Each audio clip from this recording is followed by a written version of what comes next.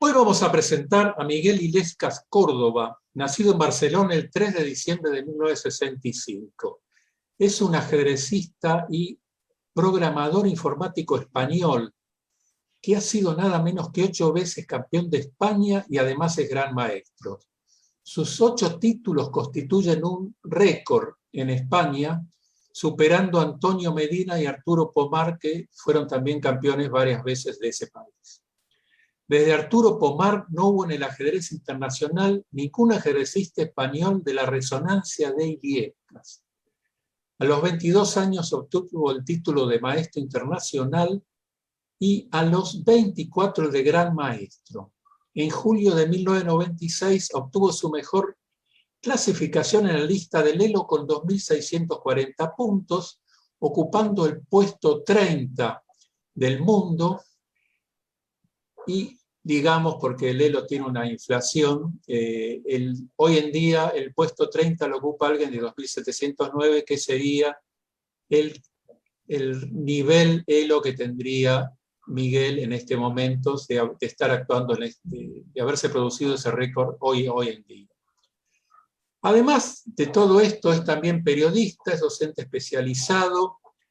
Desde el año 2005 es columnista del diario La Vanguardia, también edita la revista Peón Rey y dirige una escuela de ajedrez llamada EDAMI. Ha sido también entrenador de Vladimir Kramnik. Entre sus vencidos se cuentan Anatoly Karpov, Veselin Topalov, Víctor Kornoy, Gata Kapnik, Peter Leko, Nigel Short, Alexei Shirov, Boris Gelfand, Michael Adams, Judith Polgar, Valery Salov, Alexei Liev, Alexander Beliaski, Artur Yezutov y también Joel Lautier. Representó a España en 12 Olimpiadas entre 1986 y 2014.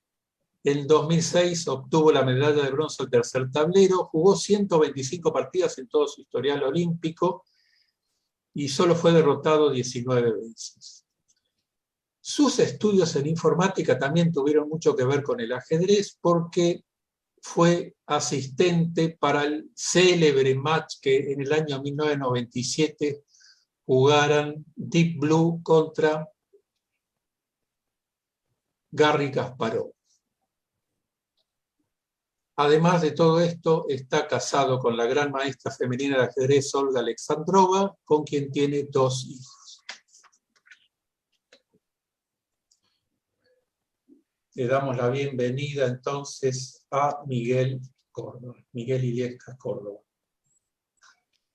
Muchas gracias, Enrique. Buen resumen en 3 minutos. Ya dentro de unos años, a ver si me lo tienes que hacer en 6, ¿no? Para ir contando más cosas cada vez. Y que sigamos ahí, ¿no? Que sigamos generando historia, ¿no? Y no lo dudo, Miguel. La verdad, bueno, buenos días, buenas tardes, buenas noches, según desde qué lugar del mundo nos estén acompañando. Muchas gracias, Enrique, y bueno, pero muy bienvenido, Miguel. Vos lo sabés realmente que para mí es un honor y una alegría enorme estar teniendo esta charla contigo. Creo que también son más lindas como para cualquiera las mano a mano personalmente, pero bueno, esta posibilidad que nos da la tecnología de estar conectados así es una alegría inmensa. Y bueno, desde Ajedrez Latitud Sur, muy agradecidos por este momento que nos regalas. Y bueno, también te queremos mandar un saludo muy especial del maestro FIDE Sergio Negri, el director de este proyecto Ajedrez Latitud Sur, que por motivos laborales en este momento no nos puede acompañar, pero bueno, nos pidió muy especialmente que te mandáramos un saludo. Así que bueno, muy bienvenido. ¿Cómo estás, Miguel? Un gusto enorme tenerte acá. ¿Qué tal, Esteban? Bueno, tú sabes que el cariño es mutuo. Te mando además un gran abrazo antes de que me hagas preguntas que luego me molesten. Así ya el abrazo ya lo tienes. Y bueno, para la audiencia me gustaría también, bueno, saludar a todos, dar las gracias a Sergio, también darle un cariñoso saludo de mi parte. Y quizá no estaría mal también que la audiencia sepa de qué nos conocemos tú y yo, ¿no? Entonces, para los que no lo sepan, los secretos de Esteban, no hay nada malo, todo bueno. Nos conocimos sobre todo durante las giras en México que hicimos con la Fundación Kasparov, dando conferencias, y allí fue cuando disfruté mucho con la puesta en escena cuando Esteban se sube al escenario, empieza la magia y realmente era muy, muy didáctico y muy divertido verlo, no me cansé de verlo. Eso que hicimos, repetimos las mismas charlas durante semanas y luego meses, ¿no? Pero la verdad que la pasamos muy bien y aprendimos mucho mutuamente, que yo creo que es una de las cosas más bonitas que hay cuando uno se enriquece del contacto con otras personas y en el caso mío, pues con Esteban la verdad que aprendí muchas cosas. Y bueno, luego también decir que luego él me fue muy amable, muy generoso con toda una serie de artículos en la revista que yo edito, Peón de Rey, que han quedado ahí para la posteridad, con toda una serie de recursos educativos para llevar el ajedrez al aula. Y yo creo que de esa admiración mutua puede salir una bonita entrevista hoy. Pero bueno, yo te agradezco muchísimo estas palabras, porque yo en algún momento, vos lo sabés, voy a hablar porque vamos a hablar de tu carrera, vamos a hablar de unas cuantas cosas, y sabés muy bien que en los años 90, bueno, a mí me gustaba Kasparov por sobre Karpov, después a lo mejor revaloré a Karpov, Judith, que es como una ídola popular, y Miguel Illescas Córdoba, para todos los hispanoparlantes y para quien habla, era como éramos hinchas de Miguel Illescas. Así que seguir, en aquel tiempo yo compraba la revista Jaque y seguía los torneos de Linares y celebraba cada triunfo de Miguel. Y vamos a hablar un poco de esa carrera, pero mira, Miguel, ya que vamos a hablar de tu carrera, me gustaría empezar por el final y preguntarte, sí, porque viste, siempre se empieza por el principio, vamos a tratar de modificar un poco, a ver si captamos un poco la atención de la gente. Hablando de ya evaluando una carrera, que en algún momento también me gustaría que cuentes por qué dejaste un poco tu carrera como ajedrecista, pero antes te voy a preguntar, ¿quién fue tu rival más difícil? ¿Quién fue tu rival más duro? ¿Qué más te costó enfrentar? Bueno, lo primero es que la famosa frase de Tal, ¿no? Cuando le preguntaban por su mejor partida, que todavía no la había jugado. Yo no tengo coleta. Acá decimos cuando un torero se corta la coleta que se retira. Yo no me he jubilado oficialmente, ¿eh? Tú me estás jubilando ya. Pero no he anunciado mi retirada. Lo que sí es verdad que llevo unos 7 años muy, muy apartado de los tableros y apenas he jugado un par de torneos. Bastante bien, por cierto, empatando al primer lugar. Volviendo a tu pregunta, eh, yo tuve algunos rivales muy incómodos. Bueno, a ver, para todo el mundo Kasparov era un rival difícil porque simplemente te pasaba por encima, no podías llegar a la jugada 20, era ya un logro, porque él de apertura te machacaba, venía muy bien preparado y luego era implacable en la conducción de la iniciativa. Entonces con Kasparov jugué 4 veces y solamente logré empatar una, la última. Hay que esperar que se hagan viejecitos, ¿no? Porque si no, luego... Y sí, fue una partida en 2 hermanas, pero aún así es uno de los rivales más difíciles, pero por encima de Kasparov pondría a 2 jugadores que realmente me era muy difícil jugar contra ellos. Uno era Anand, que me ganó muchas partidas, y otro Ivanchuk. Jamás logré ganarle ninguna a ninguno de ellos dos y no sabía qué hacer contra ellos, porque yo creo que la razón era que tenían un estilo de juego muy parecido al mío, un estilo de juego muy universal, sin grandes puntos débiles y en mi caso sin grandes fortalezas. Y entonces, claro, eran mejores que yo en todo.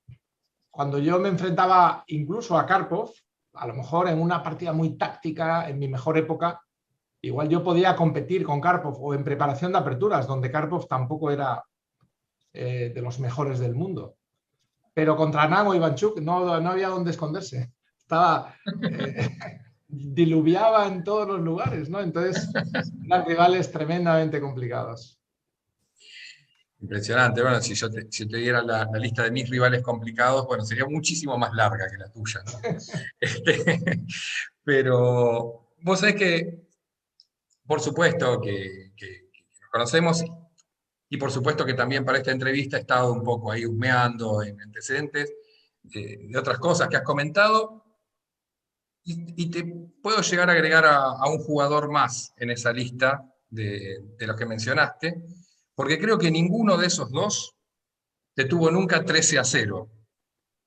Pero hubo un rival de tu vida que te tuvo 13-0 en un momento, y las tenías bien contadas. ¿Sí? Sabemos de quién estamos hablando, ¿no? ¿Quién era ese rival? Pues ahora mismo me has pillado. Pensé que ibas a hablar de mi mujer, pero no sé No, por es qué un me poco más llevaría. grande, es un poco más grande que tu mujer. Y te tuvo de chiquito. Porque mi mujer fue, cuando me preguntan a mí cuál es mi rival más difícil, siempre cuento la anécdota de cuando me tocó jugar contra mi mujer, que esa tú la Ah, conoces, sí, sí, lo conozco, y sí. eso sucedió en un campeonato de España donde yo iba primero. Aprovecho para contar la anécdota porque Dale, es excelente. divertida. Y luego, y así además me escapo de tu pregunta, gano tiempo para pensar. Pues en un campeonato de España en el año 2011, donde mi esposa era la única participante entre 53 jugadores, la única participante femenina, quiero decir, Mira. pues resultó que hizo un torneo extraordinario Olga y nos tocó en la última ronda. Yo iba primero y ella iba segunda. Y el que ganaba quedaba campeón de España absoluto, que era un hito en el caso de que hubiera ganado Olga, porque jamás una mujer había ganado. De hecho, después de lo que sucedió que hicimos tablas y muchacho que iba tercero nos adelantó. Y entonces ahí nuestro querido colega, ¿no?, Leoncho García, publicó en el diario El País, el amor venció a la gloria, ¿eh? Y yo bromeo siempre que tuve que elegir entre mi octavo título, mi noveno título o mi primer matrimonio. Y quise salvar el matrimonio. Y bueno, es una anécdota que da mucho juego y bueno, pues algún día tendré que escribir algo al respecto. Sobre alguien que me lleva 13-0. 13-0. Tú eras muy pequeño, vamos a decir la verdad, tú eras muy pequeño. Él era bastante Tiene que mayor que ser, tú. tiene que ser un escritor de ciencia ficción, porque yo creo que se lo habrá inventado. Ahí ya, por ahí ya vamos bien, porque No, no, no, no. Yo me estoy refiriendo a alguien que convivía contigo, o inclusive. solo contaba las que me ganaba y luego las que perdió, luego ya dejó de contar, ¿no? Contó el primer año, ¿no? Mira, No, no, yo no. mira, el que las contabas eras tú y el rival era tu papá. Este, Sí, que lo debe que haber pasa es que mi sido. papá, claro, aquel día sí, pero eso tú hablas del score de un día. Hubo un, Ah, de un día, de un día. claro, esa anécdota yo la conté alguna vez y me la habrás escuchado de mi boca. Sí. Cuando jugando un día, mi papá me ganó una, me ganó dos, me ganó tres. Y cuando me ganó 13, el score no fue 13-0, porque me Luego tú dejó le ganar la ganaste. siguiente, me dejó ganar la siguiente para que le dejara en paz. O sea, íbamos 13-0 y dijo, venga, va, niño, gana una ya y déjame tranquilo, ¿no? Pero efectivamente sí, con mi papá aprendí en casa y él también jugaba con mi madre, yo jugaba también alguna partida con mi madre y ahí fue donde me inicié. Y mi padre era bastante, sí, implacable en ese sentido. Te enseñaba, como dicen los anglosajones, the hard way. No tenía muchas contemplaciones, no me dejaba ganar.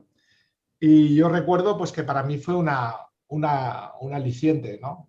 Todo ese periodo, ¿no? Intentar ganarle. Es un poco a veces se lleva al extremo, ¿no? Que el ajedrez es matar al padre, el rey. Bueno, hay toda una teoría ahí De Ruben psicoanalítica. Fine. Sí, el famoso libro ese, ¿no? De Reuben Fine, ¿no? Que hablaba de eso, de matar al padre. Y yo una vez que reuní un dinero fui a la librería a comprar ese libro. Y lo compré. Y cuando llegué a casa y empiezo a leerlo, yo pensaba que me iban a dar trucos psicológicos para las partidas, ¿no? Y empiezo a leer lo de matar al padre y cosas casi mucho peores que dice ese libro. Y fui al librero con cara de pena y yo era un niño y digo, ¿me podría cambiar este por otro? Y me llevé, Esta forma. me llevé 200 celadas de apertura de Reinfeldt, que me fue bastante más útil, sí. La Ahí verdad ganaste que algunas más, ahí ganaste algunas más. sí. Bueno, y perdí también algunas, ¿eh? Porque una vez me acuerdo que me entraron en una celada de la defensa Lequín y yo estaba tan Ajá. contento porque era una que das mate con un peón después de entregar la dama. Y cuando ya por fin llegamos ahí, mi rival jugó H6, que no estaba en el libro y se quedó con pieza de más. Y yo desde aquel momento tomé los libros de ajedrez con mucha precaución, ¿sabes? No, desde luego ya aprendí que no son el oráculo ni la Biblia, ¿no? Entonces, pero bueno, volviendo a lo que me dijiste tú, sí, ese score con mi papá, desde luego, fue una escuela. Y la anécdota con mi padre fue que eh, todo se rompió un día cuando nos tocó jugar en un torneo de verdad. Ah, mira. Sí, competíamos un campeonato en aquella época era habitual, los campeonatos sociales se hacían de un propio club. y jugábamos el campeonato social del Club Ajedrez Condal, que era donde yo me inicié con él. Y íbamos primero y segundo del grupo de los malos, ¿no? De los principiantes, de tercera categoría, pero íbamos primero y segundo. Y nos Otra vez tocaba como con jugar, Olga. sí, nos tocaba jugar la gran final. Claro. Y yo no sabía qué hacer, porque aquello de matar a mi padre a mí no me cuadraba. O sea, no. Entonces yo no sabía qué hacer. Digo, ¿qué hago hoy? ¿Que le gano? ¿Me va a ganar? ¿Hacemos tablas? Si hacemos tablas igual nos pasa lo de Olga y mí, ¿no? Que nos adelanta otro, ¿no? Entonces yo sinceramente fui a la partida sin saber qué iba a pasar y mi padre encontró la solución perfecta. ¿Sabes qué hizo? No se presentó. Qué genio. Y entonces, bueno, yo quedé campeón, logré mi primer campeonato. Tengo todavía los dos trofeos, el mío de campeón y el suyo de segundo. Es un recuerdo muy lindo de aquel torneo, sí. Maravilloso. Y esa época, evidentemente, también por la forma que la contabas, por el entusiasmo, la alegría, se te ve en los ojos el brillo de la emoción de volver a instalarte en aquel momento. Ese tiempo, obviamente, como a todos, te marcó como ajedrecista y como persona. Eh, ¿En qué momento sentiste que podías dedicar tu vida al ajedrez? ¿Y cómo vivía tu familia? ¿Tu papá ya era ajedrecista? ¿Cómo vivía tu familia que Miguelito, quisiera ser ajedrecista? ¿O vos querías ser otra cosa? ¿Vos soñabas con ser otra cosa? No, yo creo que para mí quizá el momento en que yo me doy cuenta que puedo dedicarme al ajedrez de forma más clara es el año 83, Ujú, cuando ya tengo 17 años y obtengo el triunfo en un torneo internacional bastante fuerte en Santander, en Torrelavega, ujú, y allí logré un primer premio bastante cuantioso, económico, y en aquel momento yo estaba trabajando en informática. Había ido más o menos estudiando informática a la vez que trabajaba en informática. Podríamos decir que busqué un camino muy práctico, ¿no? No estudié informática en la universidad, sino que estudié formación profesional que me permitía un rápido acceso al mercado laboral ujú. y tampoco nunca, no sé, tenía una mentalidad quizá muy de vivir el día, no estaba con una estrategia a largo plazo de qué voy a hacer con mi futuro. Me gustaba la informática, pues trabajaba en informática, me gustaba el ajedrez, pues jugaba ajedrez y vivía muy al día. Pero sí, cuando en Torrelavega quedé primero, ya ahí sí que me di cuenta que me llamaba mucho y fue todo luego muy rápido. Empecé a jugar. De pronto, yo a veces bromeo, esto decía Fischer también, claro, no pretendo compararme, ¿no? Pero Fischer dice que él a los 12 años, porque Fischer no fue un niño prodigio, Ujú. dice que de pronto a los 12 años dice, me volví bueno, lo expresa así. Sí. Y a mí me pasó algo parecido mucho más tarde, ¿no? Quizá en el año 83, a los 16, 17, pues yo de pronto empecé a jugar bien. Llevaba 4 años estancado, progresando muy lentamente, con un progreso muy lento, pero de pronto sí, exploté como jugador y fueron años muy productivos, del 83 al 86. De hecho, el año 86 yo soy el mejor de España, ya con claridad. A finales del 86, cuando juego en la Olimpiada de Dubái.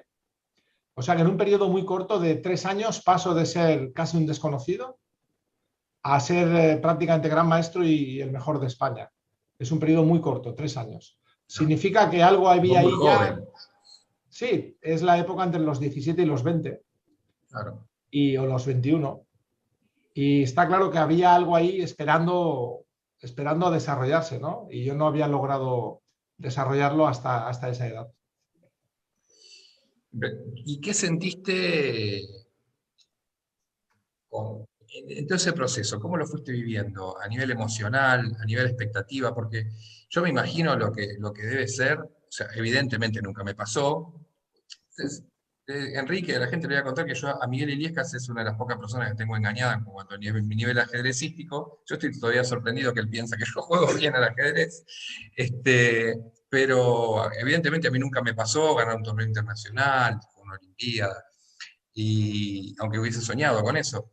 Pero, ¿cómo lo fuiste viviendo a nivel emocional? Ganar El torneo del 83 es el primer torneo internacional que jugás y lo ganás, si no me equivoco. Y, y después tu primera citación a la primera Olimpiada, tu primer llamado a un Linares, la primera vez que te sentaste ante un campeón o ex campeón del mundo, todo eso a nivel emocional, ¿cómo lo fuiste viviendo? ¿Qué te fue pasando? ¿O fue un camino tan natural que nada te sorprendía?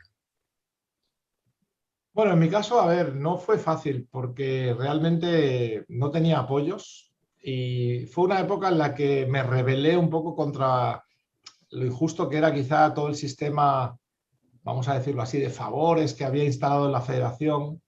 Cuando yo ganó en el año 83 ese torneo, había acudido a Torrelavega con una pequeñísima ayuda de la federación que nos permitió a tres jugadores, los que ahora son grandes maestros, Alfonso Romero y Jesús de la Villa, estábamos los tres compartiendo una habitación con una cama. Había una cama para tres. Y el que dormía en medio, que había un hierro, al día siguiente perdía. Entonces había que intentar evitar el hierro y ponerse ahí para los lados, ¿no? Mi familia era muy modesta y yo no tenía dinero para comprar libros, para acceder a ningún tipo de entrenamiento. Entonces, cuando yo empecé a obtener buenos resultados, por ejemplo, el año 84, quedé subcampeón de España absoluto en Barcelona, precisamente durante un torneo, bueno, muy fuerte en el verano, donde participaban todos los mejores de España.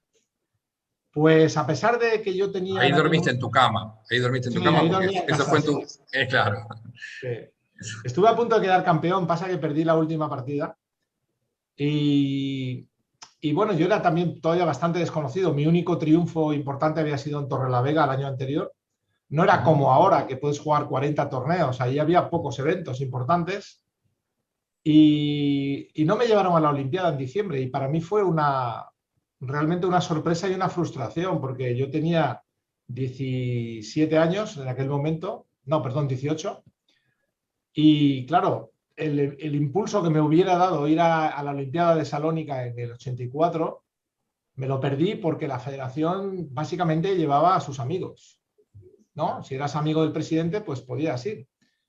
Y yo pues me tuve que, bueno, pues que cargar de energía, como decir, bueno, vamos a superar todos esos obstáculos. Al final los obstáculos, cuando los consigues superar, te hacen más fuerte. Pero obviamente, ¿qué hubiera sido si hubiera tenido un impulso, ¿verdad? En lugar de dificultades para... Y así fue prácticamente todo el inicio de mi carrera, porque luego tuve que ir al servicio militar obligatorio, un año, que de nuevo interrumpió esa progresión fantástica que yo llevaba. Y bueno, al final ya sí, en el año 86, cuando volví de Dubái, fue cuando se hizo un poco más fácil el camino, porque en Dubái obtuve mucho reconocimiento internacional, mucha visibilidad, y entonces empecé a obtener invitaciones a otros países, mi nivel ya se disparó, era el número uno claramente en España, y entonces ya la Federación Española ya no me podía, vamos a decirlo así, marginar, ¿no? De una forma tan evidente. Y a partir de ese momento también pues tomé la decisión ya definitivamente de dejar mi trabajo como informático, que hasta ese momento lo había conservado como una especie de seguro, ¿no? Seguro de vida, ¿no? Por si el ajedrez no salía bien. Y ahí lancé, ¿no? Enero del 87, bueno, ahí ya jugué un montón, terminé con el ejército y jugué mucho, viajé a muchos países y fue cuando realmente me solté, ¿no? Me desmelené. Pero fue esa época, ¿no? La difícil, ¿no? Del 84 al 87, donde tuve que trabajar contracorriente y lograr esos resultados.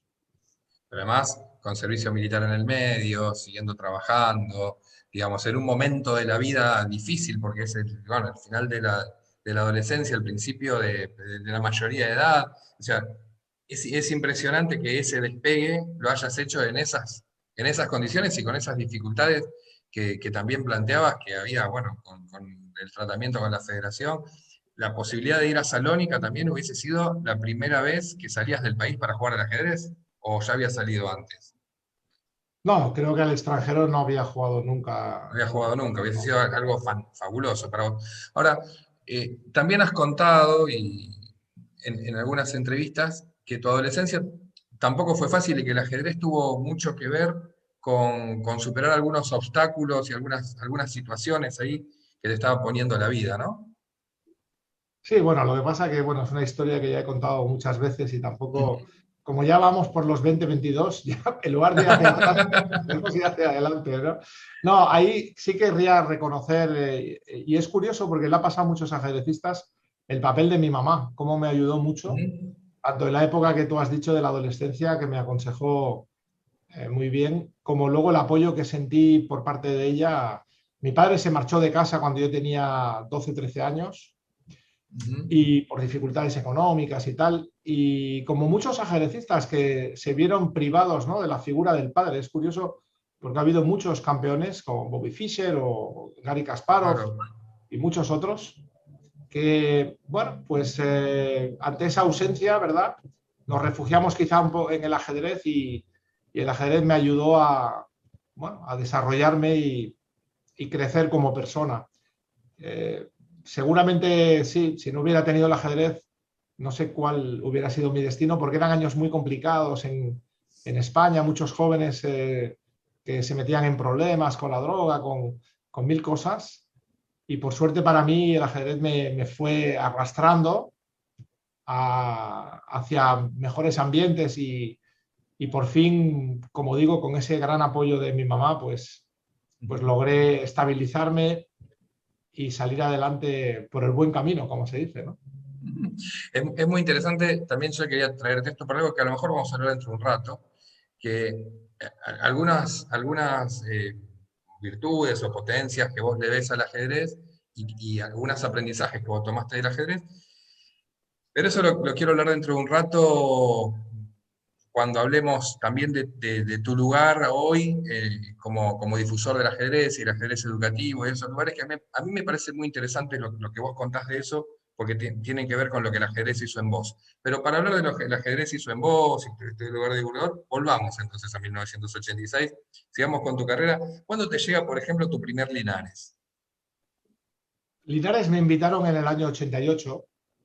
Ujú. Yo tenía un nivel ya aceptable, pero bueno, seguía siendo un reto formidable porque te enfrentabas a la élite mundial y en mi caso, con una preparación teórica muy pobre, como luego he podido ver con perspectiva, a pesar de lo cual logré un resultado bastante decente, un 50%, con una victoria y una derrota. Y recuerdo, no sé si fueron 9 empates, creo que éramos 12 jugadores. Y ahí cerré mi definitiva norma de gran maestro, que tenía ya la primera conseguida en Dubái. Y el Linares fue como ya el refrendo. Eh, Recuerdo que en aquel torneo, es curioso las cosas que te acuerdas, ¿no? Recuerdo que se podía fumar y que yo le echaba el humo a Beliavsky, por ejemplo, ¿no? A algún tipo molesto que había por allá, ¿no? Y recuerdo también la emoción de ganar mi primera partida allí contra Murray Chandler. Ujú. Sobre todo recuerdo la última partida contra Yusupov, que yo necesitaba tablas para conseguir la norma de gran maestro y tenía negras y no era fácil, porque Yusupov era en aquel momento el 3 del mundo. Desde el mundo. Sí, entonces yo lo vi en la comida, era la última ronda y bueno, digo, este hombre igual me da tablas, ¿no? Porque qué más da, él tampoco iba, no tenía nada que ganar tampoco en el torneo, creo que Timan estaba dominando clarísimamente el evento, que fue Timan, por cierto, creo que me ganó.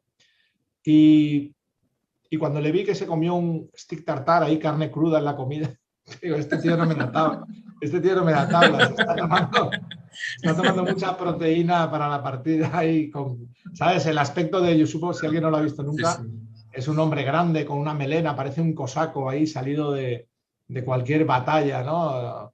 Y realmente sí, impresionaba mucho y por suerte, bueno, la partida me fue bastante bien. Le pedí tablas en la jugada 20 o por ahí, me dijo que no. Y en la 24, Ah. cuando yo me estaba empezando a quedar mejor, me pidió él y me entró una mala leche que no le quería decir que no, pero le dije que sí. Fui práctico ahí, pero quería como darle una lección. Eso lo intenté hacer luego varias veces y muchas veces me salió mal, que perdí partidas que rechacé tablas. Pero por otra parte había que hacerlo porque está en juego tu reputación. Si los buenos descubren que das tablas cuando te quedas mejor, pues es Ujú. una mala noticia, ¿no? Entonces a Sí, veces pero habría que... Sí. Pero también estaba tu título de GM en juego, digamos, ahí, Sí, en ¿no? ese Digamos, caso creo que era era muy muy, muy claro. comprensible que ahí eras Sí, tabla luego con el número aparte, 3 del mundo. creo que eh, Stockfish daba 0-0 luego a la posición 20 años después, o sea que supongo que tampoco regalé nada, ¿no?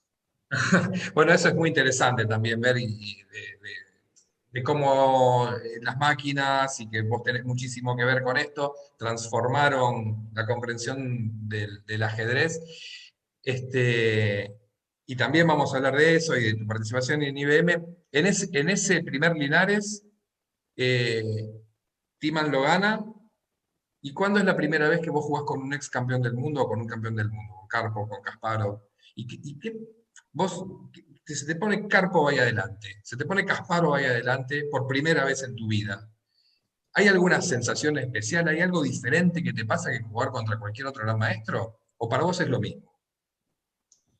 No, a ver, yo creo que todos los que hemos crecido ajedrecísticamente en los años 80, pues Ujú. hemos admirado, hemos sido fanáticos de Kasparov y de Karpov. Eran los dos mejores del mundo con enorme diferencia respecto al tercero. Han Ujú. sido dos campeones. Ahora mismo, por ejemplo, tenemos a Magnus Carlsen y casi no hay nadie a su altura.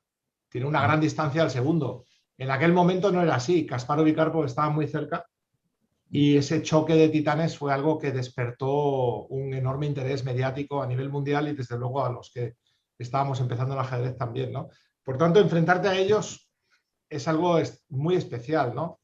Luego también notas, ¿no? Esa calidad extra la notas jugando, porque en el caso de Karpov yo recuerdo haber tenido posición ventajosa muchas veces, porque yo quizá en aperturas estaba bastante bien comparándome con Karpov y sin embargo luego no podía ganarle. O sea, había que ganarle 7 veces. Tenía una capacidad defensiva, una resiliencia increíble para sobrevivir en situaciones muy difíciles donde otros tiraban la toalla. Karpov jugaba con una energía increíble. Y con Kasparov ya te he comentado antes, era muy difícil, él se anticipaba a tus pensamientos. Y la primera vez que jugué con él en partida oficial, si no recuerdo mal, fue el año 89 en Barcelona, en un torneo de la Copa del Mundo. Y yo jugué una línea de la defensa siciliana con blancas, yo muy agresiva, que entregaba un peón, variante que había empleado con éxito varias veces contra jugadores del top 10. Y cuando Kasparov llegó a esa posición, empezó a jugar muy rápido, lo cual para mí fue una mala noticia, porque es evidente que se lo Conocía. esperaba, se lo conocía muy bien, venía muy bien preparado y efectivamente me metió una novedad, me devolvió el peón, me entregó una calidad que yo no pude aceptar. Total, que al final acabamos jugando una posición en la que yo tenía un peón doblado, era con alfiles de diferente color, me hizo un trabajo posicional fabuloso, 6 horas luchando, partida aplazada, y creo que después de 7 horas acabé perdiendo y después del aplazamiento. Y Kasparov estaba muy contento y me dice, sí, yo había visto en Dubái que jugaste esto hace 3 años y llevaba 3 años esperando a jugar contigo para Con esa demostrarte que línea. eres malo, ¿no? Entonces yo aquel día aprendí que se puede perder una partida 3 años antes de jugarla. Cosa, cosa curiosa, ¿no? Pero es verdad que la preparación de Kasparov era legendaria, ¿no? La siguiente vez que jugamos le sorprendí yo, Ajá. curiosamente, porque seguía una variante de la enciclopedia yugoslava de aperturas que había escrito Kasparov. Y entonces yo creo que él, por amor propio, tuvo que seguir la línea que recomendaba en sus análisis, que tenía un pequeño defecto, pero era la jugada 20 o por ahí, una entrega de calidad que le hice yo, con lo que conseguí igualar la posición. Pero de apertura era muy difícil salir bien con él, porque la tercera vez que jugué en Linares, me acuerdo que dije, voy a jugar algo que no he jugado nunca. Y Ajá. así, a este tío no puede venir preparado, porque nunca lo jugué, ¿no? Le voy a Claro. sorprender. Y entonces hice una variante súper arriesgada yo con negras de la siciliana y me machacó de forma brutal. Me metió una novedad en la jugada 11 o 12 y al acabar la partida me dice, sí, sí, dice, yo también había pensado, pero eso es una mierda, no se puede jugar. O sea que estaba preparado por tierra, mar y aire, sabían todo. Y luego solo aprendí con Kramnik, cuando ya trabajé con Kramnik, que descubrí que ese tipo de jugador no tiene puntos débiles, obvios. O sea, tú no le puedes sorprender, da igual lo que juegues. Da igual la variante que tú te prepares, él siempre tiene algo aunque sea para salir del paso, tiene alguna sorpresa, alguna jugada, algún análisis. No, ellos intentan no tener todos los frentes cubiertos. Es curioso, pero eso es un rasgo común de todos esos grandes jugadores. Bueno, ahora que nombras a Kramnik y a Kasparov, con Kasparov terminás haciendo tablas la última vez que jugás con él, en el último Linares, que me sorprende la variante... Dos hermanas, Esteban. En dos hermanas, en dos hermanas. Que me sorprendió a mí la variante de la apertura, porque es esa holandesa con alfil G5, H6, alfil H4, G5, que se muestra tanto para mostrar alguna línea del mate del loco, con dama H5 mate. Me sorprende un poco la elección de apertura de Kasparov. Terminás haciendo tablas, pero después le ganás 2 veces fuera del tablero, digamos, ¿no? Le ganás con Deep Blue y le ganás con Kramnik como estando tras bambalinas, que no debe ser un orgullo menor haber participado de esos 2 procesos victoriosos ante este jugador que no tiene puntos débiles. Y me resulta interesante y te quería preguntar un poco de tu participación en Deep Blue, porque en una entrevista por ahí decís, trabajábamos buscando los puntos débiles de Kasparov. Y debe haber sido un trabajo finísimo, justamente como estás diciendo, un jugador que casi no tiene puntos débiles. ¿Cómo era trabajar en ese nivel de precisión, en ese nivel de profundidad? Me gustaría también que cuentes un poco cómo era el equipo, quiénes eran los que lo integraban al equipo. Después vos sumás a otro gran maestro ahí. Bueno, has mencionado 2 grandes eventos, el match del 97, Deep Blue Kasparov en Nueva York, el match del 2000 en Londres, Kasparov-Kramnik. Son muy diferentes, ¿no? Mi aportación, sin embargo, fue muy modesta en ambos casos, la verdad, desde el punto de vista técnico, pero sí que creo que, sobre todo en el segundo encuentro, pero también en el primero con IBM, yo creo que yo era un poco la alegría de la fiesta, porque era el único latino allá, tanto en uno como en otro equipo, y yo creo que aportaba una energía, un optimismo, un enfoque muy positivo de cómo habría que bregar, ¿no?, con las dificultades que íbamos a ir encontrándonos. Entonces yo creo que esa fue mi mayor aportación y de hecho alguna vez luego en algún encuentro el manager de Kramnik, años después, me decía cómo me habían echado de menos, cómo se habían aburrido en algún encuentro al que yo no había asistido, ¿no? Entonces, bueno, esa parte psicológica no hay que menospreciarla porque aunque es verdad que técnicamente mi aportación fuera modesta, pero esa parte psicológica yo, por ejemplo, conseguía que Kramnik estuviera perfecto para jugar. Ese es uno de los trabajos más importantes de un entrenador, conseguir que tu jugador esté en óptimas condiciones psicológicas, y el jugador no es siempre la misma persona. Hay días que tienes que decirle que es muy bueno, tú a este tipo te lo vas a comer, tú eres el mejor, y otros días tienes que decirle todo lo contrario. Decirle, oye, que este tipo también juega, ten mucho cuidado, no te confíes. Entonces el entrenador tiene ese trabajo, ¿no?, también de aconsejar en las aperturas, aconsejar en las rutinas de entrenamiento. En el caso de IBM fue un poco distinto porque éramos un equipo bastante grande y no éramos solamente ajedrecistas, había programadores, había ingenieros, había gente de marketing. Al final se sumó al equipo todo un conjunto de personas. Yo tengo un recuerdo maravilloso de IBM, de cómo me trataron, de todo lo que aprendí.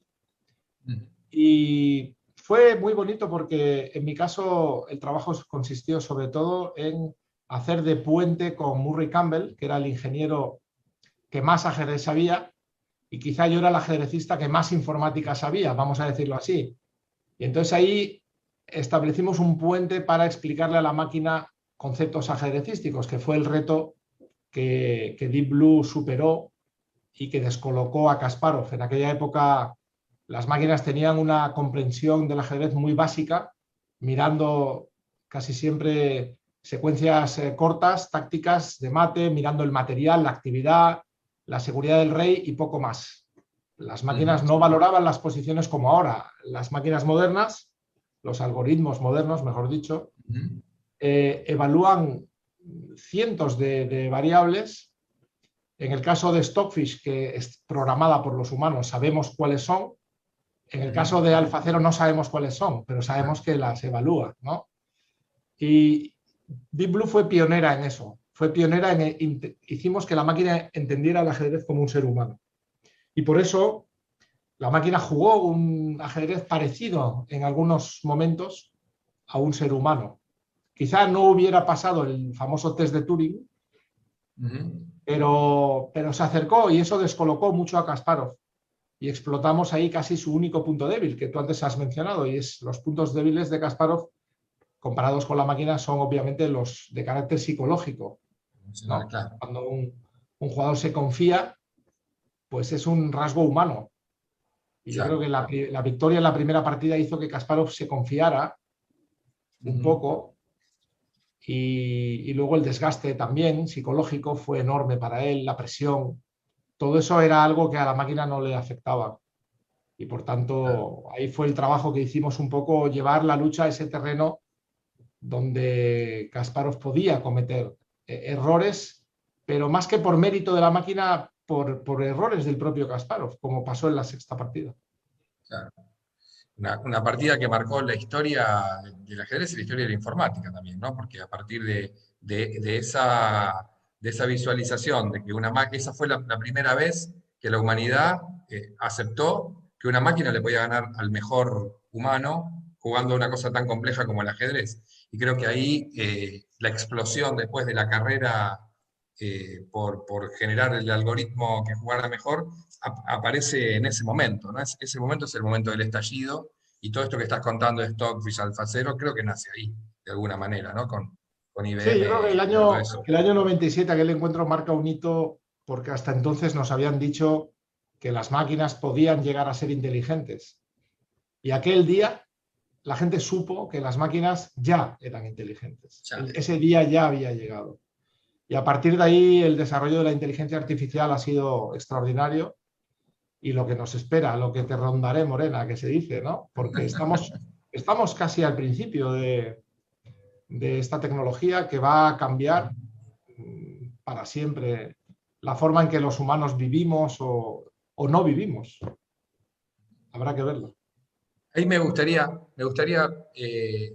no dejar de lado a Kramnik, porque después me gustaría volver a este tema de la informática, pero me imagino, ¿cómo te llega a vos la invitación para trabajar con Kramnik primero? ¿Y cómo es trabajar con un campeón del mundo? ¿De qué se trata? Bueno, no sé, al menos en mi caso no va así, no hay ninguna invitación. Simplemente lo que hay es una amistad de años. Kramnik y yo empezamos a ser amigos mucho antes, y cuando él empezó a hacer un jugador muy fuerte, ya hubo conversaciones de que si algún día él llegaba a enfrentarse a Kasparov, seguramente contaría con mi ayuda, y también porque yo había estudiado muchísimo el juego de Kasparov en el match de Deep Blue del año 97. Claro. Aparte de la amistad que había, aparte de que yo era un jugador con una gran capacidad de trabajo, y además era justo lo que Kramnik necesitaba en aquel momento, en el año 99, porque el equipo era muy corto, éramos muy poca gente, y entonces él necesitaba personas con una versatilidad para hacer muchas cosas, no solamente ajedrez. Yo estaba ayudándole en todo. Entonces yo podía ir a Londres y mirar casas para alquilar, podía ocuparme de contratar los servicios de televisión por cable para que el hombre pudiera ver la Champions, o podía encargarme de la plancha, de la ropa, de ir al supermercado, de lo que hiciera falta, de revisar los contratos o de discutir con el manager de Kasparov. Entonces, mi papel ahí yo creo que fue importante en ese aspecto, ¿no? Que fue muy, muy variado. Tuve que ayudarle en muchos asuntos. Hasta llevé a un cocinero español, mi tío. Luego Kramnik aprendió la lección y el siguiente cocinero ya fue ruso, claro. Es que los rusos, bueno, mal no le fue con el cocinero español, bueno, no se puede quejar. No le fue mal, sí. No, y se come muy bien en España. Sí, mi tío Antonio, que en paz descanse, sí. Fue una gran experiencia. Y nada, no, yo claro, también ahí aprendí mucho. Kramnik es 10 años más joven que yo, pero es una inteligencia formidable, un hombre con unas ideas estratégicas de una gran profundidad. Y bueno, intentábamos estar a la altura, intentar apoyarle en todo lo que podíamos, pero básicamente él nos daba órdenes, él nos dirigía al equipo, escuchaba, al principio escuchaba mucho, luego ya poco a poco también se fue endiosando, ¿no? Y ya cada vez escuchaba menos. se hacía muy difícil ya trabajar, ¿no? Y los matches fueron complicándose, porque increíblemente el más fácil fue el de Kasparov, por increíble que Claro. parezca. Fue un match que salió perfecto porque Kramnik ganó 2, no perdió ninguna. Kasparov entró en todas las preparaciones, hizo todo lo que habíamos previsto que haría. Y sin embargo, luego el match con Lecco se salvó en el último 2004, suspiro. Sí, ¿no? se Lecco salvó 2004. ganándola en 2004, pero se salvó ganando la última partida, empatando el match al ganar la última partida. Y el match con Topalov también fue un match complicadísimo, Claro. con un empate que se resolvió en un tiebreak que ganó Kramnik, pero fueron matches muy difíciles y fue una época muy interesante desde el punto de vista profesional, muy dura, también muy cansado, porque era tremendo, ¿no? El nivel de exigencia era muy alto. Pero bueno, Sí, algún pero día, bueno, algún es muy día, interesante para quienes nos escuchan, todo esto que contaste, todos los entretelones, porque claro, por ahí la gente pensamos que el trabajo de ese equipo es estar analizando aperturas y buscando variantes y realizando un final y no sé qué, pero aparece el contrato de cable para que pueda mirar la Champions, ¿no? O sea, aparece, no sé, las charlas psicológicas, una caminata bajo los árboles para que se sienta más confiado y trabajar en aspectos que por ahí los que jamás estuvimos en ese entorno, estas cosas que estás contando, Miguel, son reveladoras de lo que es la intimidad de ese equipo, que todos quisiéramos algún día poder estar, aunque sea no para ser cocinero, sino para lavar los platos del cocinero y poder escuchar un poco las conversaciones. Así que fascinante. Yo quiero volver entonces a dos aspectos, un poco también para ir acercándonos al final de esta entrevista, que es un poco esto que contabas acerca de la informática y el ajedrez, que es algo que también nos desvela un poco a todos, y es, siempre está la pregunta, y a un informático como vos está buenísimo acercársela, te la habrán hecho 1000 veces, acerca de cómo ves el futuro y cómo ves el futuro también en un momento dijiste, bueno, el futuro ya había llegado en 1997 y ahora pasa otro hecho que también es como crítico para la historia, que es esta cuestión de la pospandemia. La pospandemia y el desarrollo informático extremo vinculado al ajedrez hacen que a lo mejor que el futuro se haya acercado un poco. ¿Cómo ves la salida de la pandemia para el ajedrez? ¿Cómo imaginás que va a ser la competición? ¿Y cómo ves el futuro del ajedrez vinculado a la informática? Si el progreso de la informática va a generar modificaciones en la forma que jugamos al ajedrez, que el ajedrez a lo mejor se acerque a una verdad, cambie a lo mejor alguna cosa. ¿Cómo imaginas todo eso? bueno, la verdad que, claro, para una charla de una hora que estamos abordando temas que cada una de las cuestiones que planteas podría dar para una charla en sí, ¿no? Y más si Para una estamos hora. hablando con Miguel Iliescas, aclaremos, ¿no? Que sobre cualquier cosa tiene para contarte 1 millón de cosas. Que me enrollo mucho, ¿no? Bueno, Porque lo que sabés pasa es que, muchísimo. no, lo que pasa es que preguntas temas que son muy complejos, ¿no? O sea, en los últimos pocos años, 2, 3 años, hemos asistido a acontecimientos extraordinarios para el ajedrez. Ujú. Algunos vinculados al desarrollo tecnológico, como la aparición de AlphaZero, que a mí me parece algo extraordinario, o los niveles que han alcanzado los motores como Stockfish. Ujú. Eh, por otra parte, tenemos el impacto de Internet, vamos a decirlo así, en el desarrollo del ajedrez.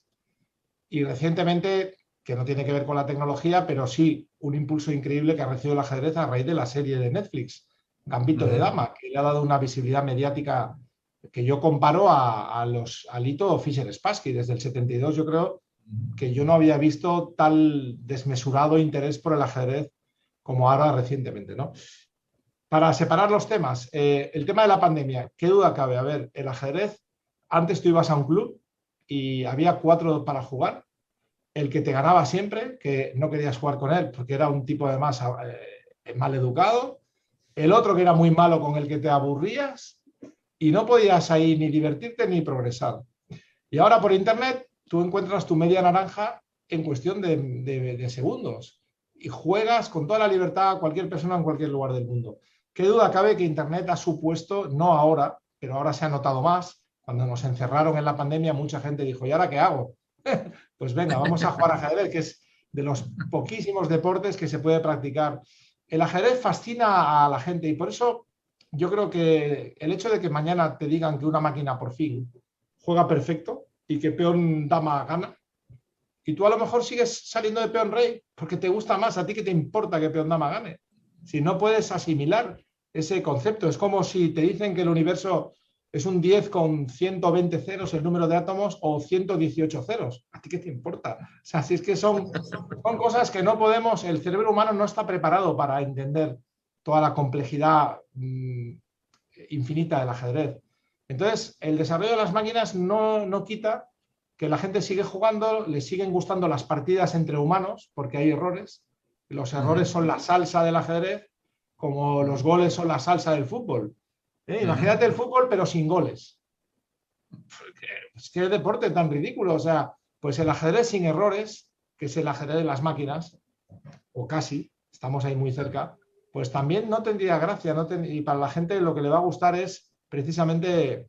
Por tanto, yo creo que el ajedrez tiene todavía mucho recorrido. O sea, el hecho de que las máquinas lo perfeccionen y lo dominen hasta ya es que casi no se puede, ¿no? Si es que han alcanzado un dominio del juego de casi perfección. Esto ha cambiado para bien algunas cosas, en mi opinión también para mal otras. Yo echo de menos el no saber. Es que es bonito no saber. Es como, hoy en día la máquina te da toda la verdad y ya está. Y es así, y no hay discusión. Y se puede saber la verdad en cuestión de pocos segundos. En mi época podías estar meses y todavía tener una duda. Decir, ¿será Esas esto discusiones con otros grandes maestros o con otros jugadores, no, porque acá claro, este plan, no sé qué, ¿no? Y eso desapareció. sí, Pones ahí, a cambio hemos tenido otras cosas positivas, como las que hemos mencionado, ¿no? Pero lo interesante del ajedrez es que en sus 2000 años de historia o más, cambia, se adapta, va evolucionando. Es como si fuera algo vivo, ¿no? Como un ente capaz de mimetizar el entorno. Y ahora el ajedrez es muy tecnológico porque vivimos en una época tecnológica. Incluso el propio juego de los muchachos que juegan hoy es muy concreto. Te dicen, sí, ya sé que no hay que sacar la dama en la apertura, pero a ver, juega. Y claro, la máquina dice que es buena. Y saca la dama y se come 3 peones y no pasa nada. Y en mi te gané. época, en mi época, tú no podías jugar así, porque el Claro, sentido común te decía, tú estás loco, no se puede sacar la dama a comer ahí 3 peones. Te van a dar mate. claro. No, Los criterios de seguridad eran esos, entonces vos, eso no, porque es un lugar inseguro, y ahora los criterios de seguridad son que la máquina me da más 0,7, y ya está, esa es mi seguridad, ¿no? sí. Entonces, bueno, eso ha cambiado mucho. Yo veo un futuro donde habrá que cambiar algo, porque el ajedrez entre los altos jugadores es demasiado perfecto. En los últimos mundiales hemos visto un chorro de tablas. De hecho, si no me equivoco, el último, Caruana Carlsen, Ujú. acabó con todas tablas, Todas todas. No hubo tablas, ni una sola decisión. Y el Karyakin Carlsen fueron, si no me equivoco, 10 tablas y una victoria por bando. una para cada uno. Esto hay que cambiarlo, porque si no, el ajedrez como espectáculo va a ser difícil promocionarlo y atrapar el interés de la gente. La única solución, manteniendo todo lo demás, sería incorporar algunos ritmos un poco más rápidos que Ujú, provocan más errores y por ujú, tanto permiten más goles, vamos a decirlo así, claro, partidos con más goles. ujú, Entonces, el ritmo rápido, esto defiende Carlsen, creo que tiene ujú, parte de razón, que el ajedrez clásico no tiene que desaparecer, pero se tiene que compatibilizar con ritmos más rápidos que permitan jugar también de una forma más agresiva. Si tú ahora, por ejemplo, juegas determinado gambito, sabes que el rival tiene mucho tiempo, te lo va a refutar. Pero si es en una partida más rápida, puedes especular un poco más. Decir, bueno, me lo va a refutar, pero se va a quedar sin tiempo. O me claro. lo va a refutar solo en parte, no se va a acordar de todo.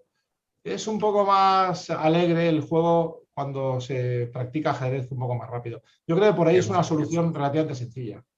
que se están haciendo una cantidad de torneos ahora de distintos ritmos y bueno, también acompaña mucho el tema de el ajedrez por internet, que la gente pueda seguir en tiempo real una partida a 5, 10 o 15 minutos y es mucho más difícil seguir en tiempo real una partida a ritmo clásico, ¿no? Lo que para nosotros ahora es clásico. Pero mira, Miguel, todo esto es sumamente interesante y muchísimo más si el que lo está expresando es Miguel Iliescas, con todo tu enorme conocimiento, tu experiencia en campos también de la informática. Pero para terminar, quería volver como al principio, ¿no? Cuando te dije, te llevé a tu adolescencia y te dije que iba a volver a este tema, porque trabajás muchísimo y ahí nos conocemos en el tema del campo del ajedrez educativo. Y a mí me interesa mucho cuando se habla de las virtudes del ajedrez, algo que yo discuto bastante, eh, lo que el ajedrez fue en vos, y estas virtudes que vos destacás del ajedrez y estas potencialidades pedagógicas que tiene el ajedrez, porque de alguna manera esas cosas el ajedrez las marcaron en tu vida. ¿Cuáles son esas cosas que para vos destacás acerca de lo que el ajedrez puede hacer en otros, pero también porque lo hizo en vos? Bueno, aquí hay que precisar que es un poco peligroso generalizar, porque cada persona es distinta. Que a mí el ajedrez me haya ayudado en ABC no significa que a otra persona le vaya a dar el mismo resultado, puesto que es como un traje, ¿no? Cualquier pequeña diferencia va a hacer que la manga no vaya bien o que no quede igual de elegante, ¿verdad? En mi caso el ajedrez potenció podemos decir, mi capacidad analítica global. Una de las cosas que más creo que más me ha favorecido del ajedrez es ser capaz de ver las cosas con un zoom muy amplio, de ver todo el tablero, no solamente lo que tengo delante, no solamente lo más inmediato. El tablero tiene las dimensiones espacio-tiempo, son las tres, pero aparte el tiempo. Entonces, ser capaz de integrar 4 dimensiones en tu toma de decisiones, creo que es algo que tú eres capaz de ver si es bueno, si es barato, si es duradero. Cuando analizas un proyecto, analizas una decisión, tienes en cuenta multitud de dimensiones y eso te lo da el ajedrez, donde estás viendo la acción de una pieza, pero al mismo tiempo estás viendo cómo interactúa con tus piezas, cómo interactúa con las piezas del oponente y cómo interactúa con el factor tiempo. Y todo eso, tu mente se acostumbra a trabajar con todos esos elementos y en todas esas dimensiones.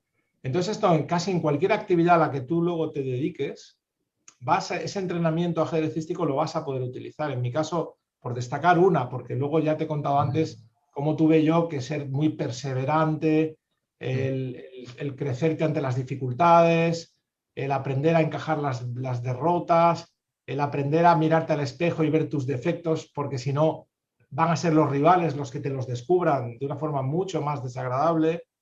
La disciplina, yo creo que son tantas y tan nombradas, ¿no?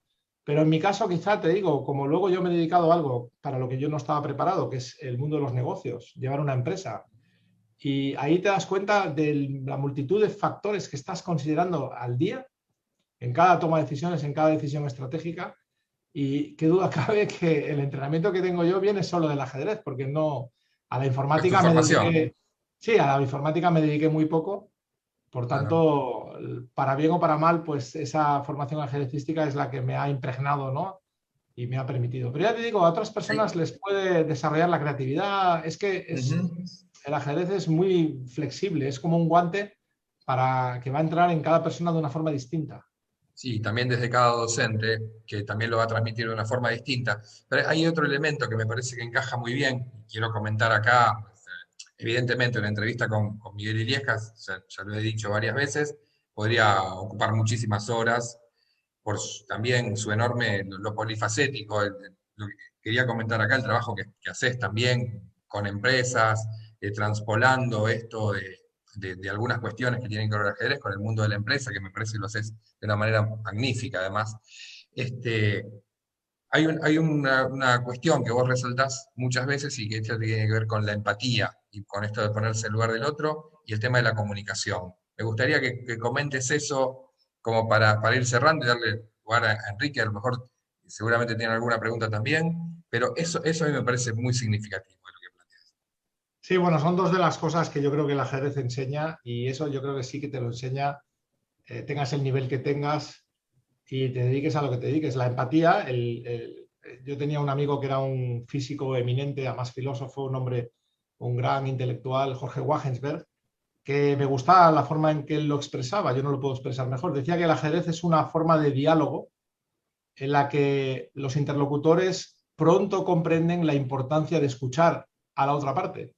Escuchar a la otra parte en ajedrez es analizar la jugada del oponente, por qué la ha hecho, ponerse en su lugar, qué habría hecho yo, qué haría yo, y en ese juego te acostumbras a irte cambiando de zapatos, te pones los tuyos y los del otro, los tuyos y los del otro, y cada día con una persona distinta con la que juegas, con lo que las enseñanzas que obtienes ahí son muy valiosas, ¿no?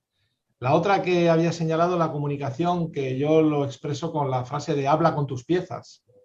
Muchas veces la mejor jugada la puedes descubrir hablando con tus piezas y le preguntas a una torre, bueno, ¿y tú qué quieres ser en la vida? ¿No? Y la torre te va a decir, pues yo quiero una columna abierta para desarrollar todo mi potencial, ¿no?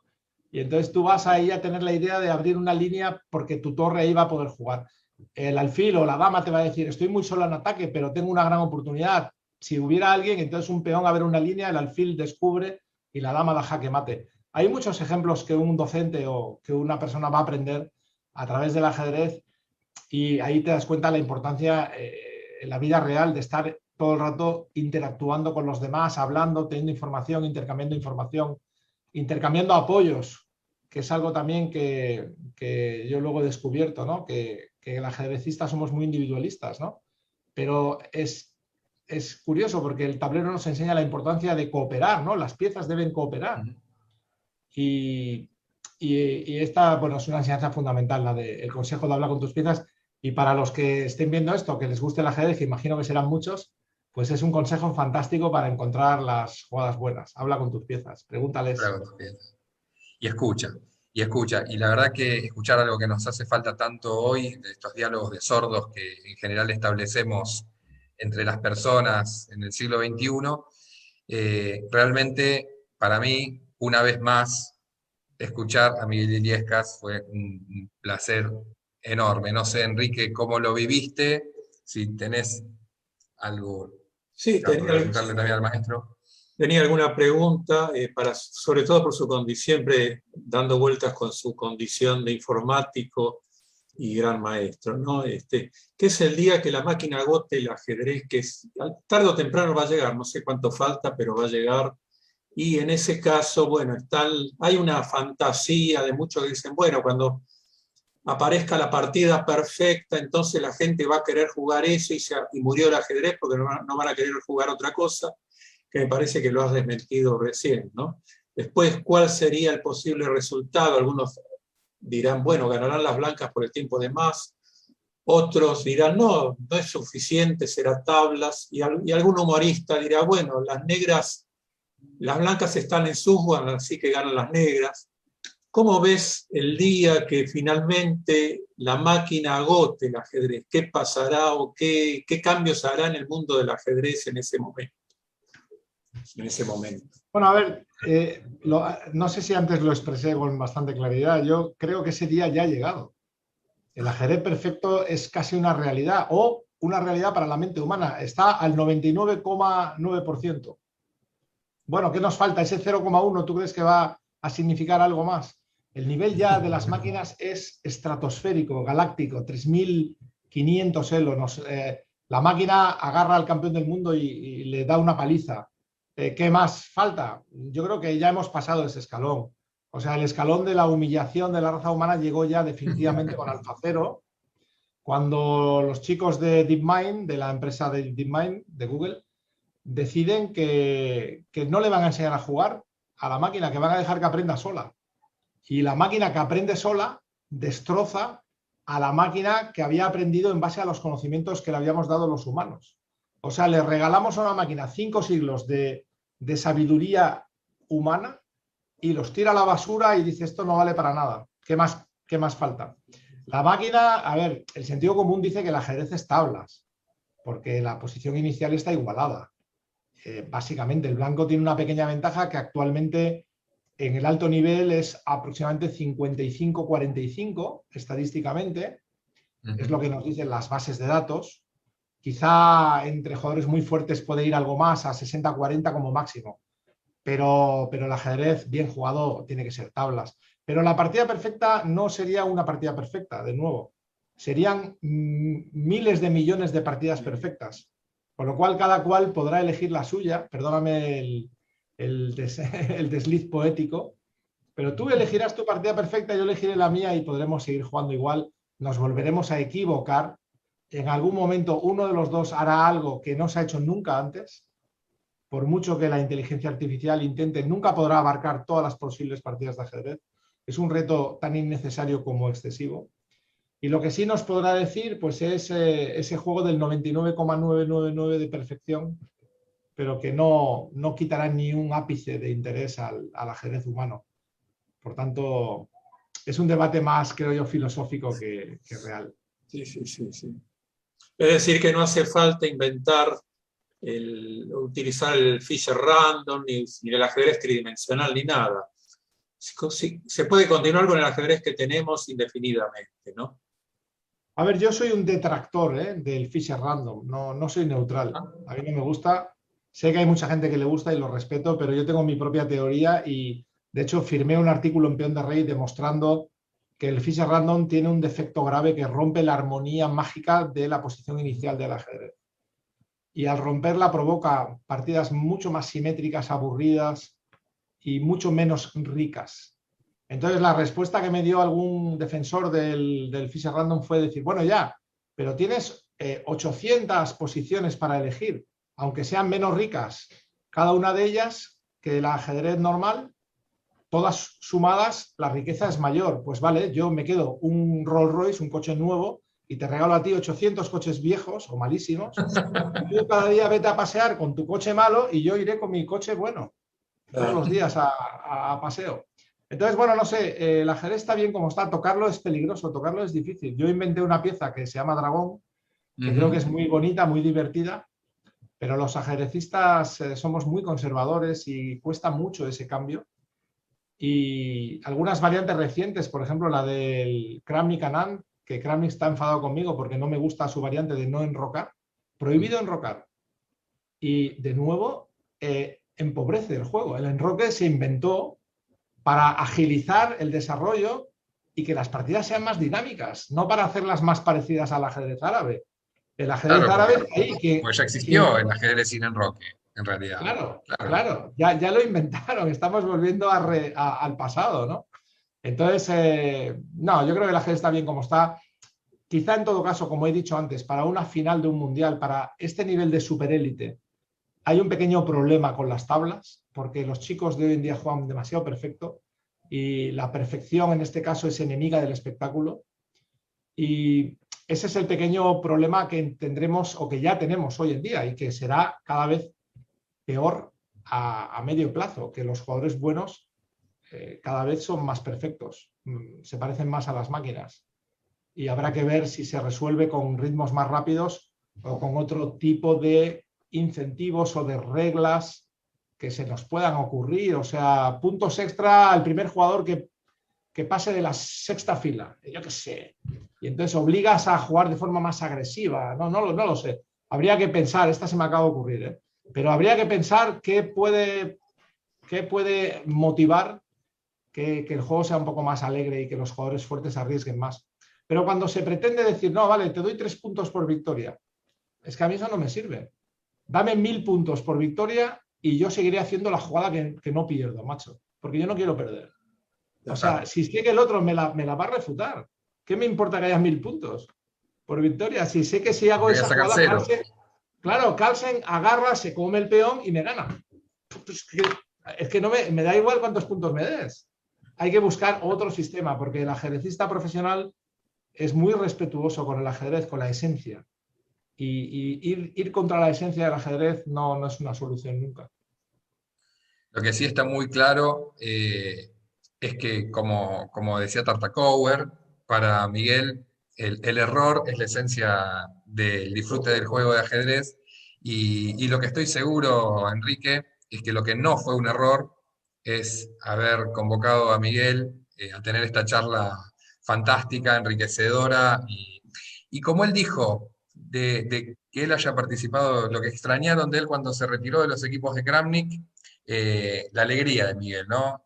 La simpatía, el humor, el sentido del humor que tiene Miguel, que siempre lo disfruto mucho y que creo que lo puso y lo desplegó todo en esta nota, y que todos y todas los que nos han escuchado y los que nos escuchen en el futuro seguramente lo habrán disfrutado de la misma manera.